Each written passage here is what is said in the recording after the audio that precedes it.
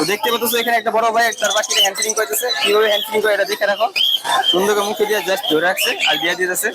এইভাবে একটা বাকিটা হ্যান্ড ফিডিং করে, তোমরা অনেকে জানো না কিভাবে বাকি হ্যান্ড ফিডিং করায়।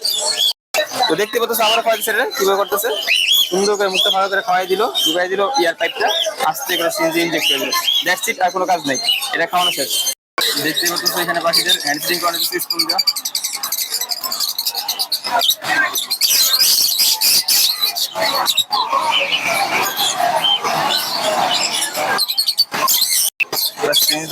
দেখতে পাচ্ছ যেহেতু স্পুনটা যারা খায় তারা খায়, যারা স্পুনটা খায় যারা স্পুনটা খায়